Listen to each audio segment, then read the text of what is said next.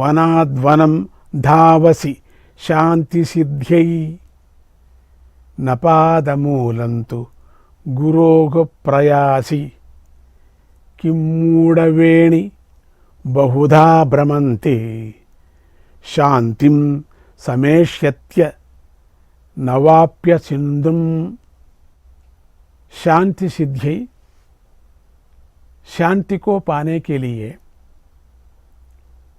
वनाद्वनम धावासी, एक वन से दूसरे वन की ओर भागते हो।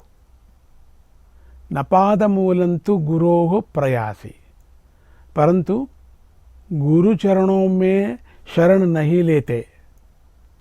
विभिन्न दिशाओं में बहती नदी को समुद्र में जाकर ही शांति मिलती है, वैसे ही एक वन से दूसरे वन की ओर भागते हुए मनुष्य को गुरु चरणों में शरण लेने से ही मन को शांति मिलती है।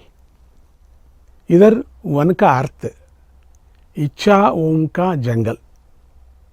मनुष्य गुरु की महिमा को भूलकर तरह तरह के विषयों में शांति को खोजता है। गुरु की महिमा न समझने वालों को मूढ़ कहकर संबोधित किया गया है।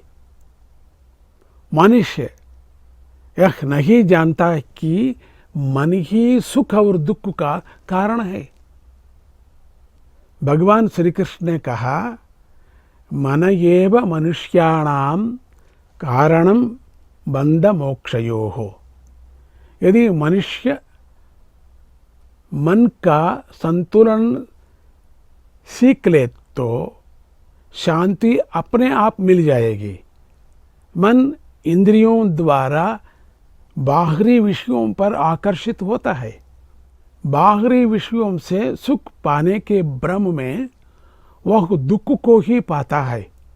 जब वह एक विषय से सुख नहीं पा सकता तो दूसरे विषय को खोजने लगता है। मन जैसा बंदर एक एक पेड़ से और एक पेड़ ऐसा ऐसा घूमता है, ऐसा मन मंकी का तरफ चलता है।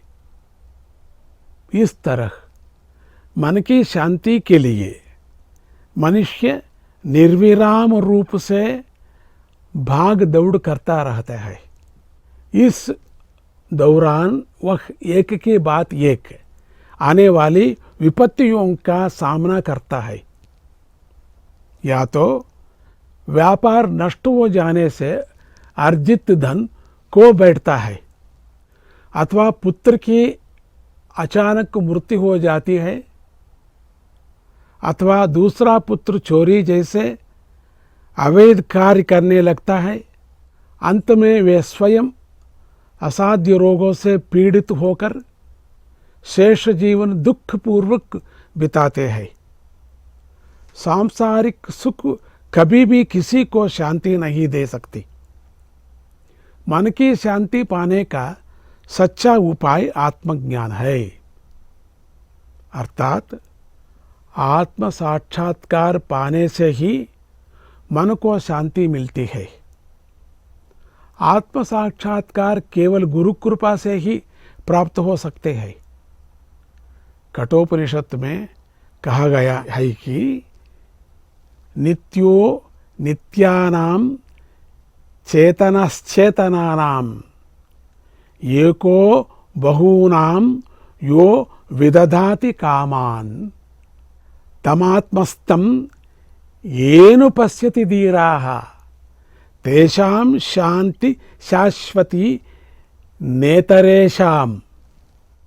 अनित्यों में जो नित्य हो, चेतनों में जो चेतन हो, एक होते हुए भी अनेक रूपों से जो कामना ये पूर्ण कर रहा हो, ऐसे परमात्मा को अपने आत्मा में दर्शन करने वाले ज्ञानी को ही शांति मिलती है। इसलिए गुरु चरणों में आश्रय लेना चाहिए। गीता में श्री कृष्ण अर्जुन से कहते हैं, ये हि संस्पर्शजा भोग दुःखयोनय एव ते आद्यांतवन्तः कौन्तेय न तेषु रमते बुधः।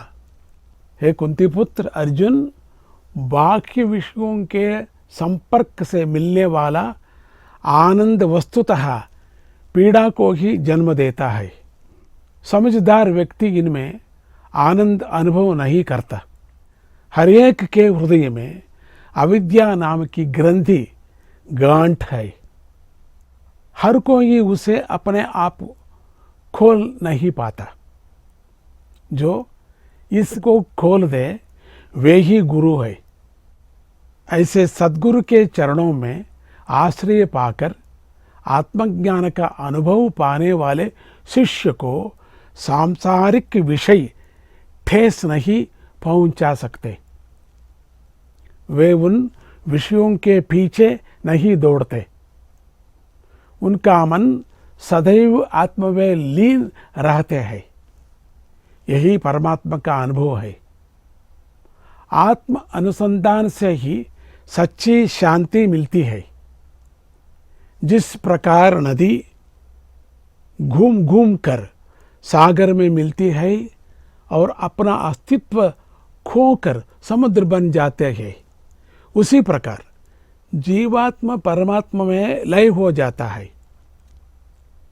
इसी ही मोक्ष या परम शांति कहते हैं। इस तरह की शांति के लिए कहीं भटकने की जरूरत नहीं। सिर्फ गुरु की सेवा करने चाहिए। सद्गुरु ज्ञान ज्योति है। उनसे कई हृदय दीप जलते हैं। जैसे स्कांद पुराण में कहा गया है, सांसारिक इच्छा रूपी जंगल में भटके हुए जीवों को सन्मार्ग दिखाने वाले श्री गुरु को नमस्कार कहते हुए गुरु शरण लेना चाहिए। जय गुरुदत्ता, श्री गुरुदत्ता।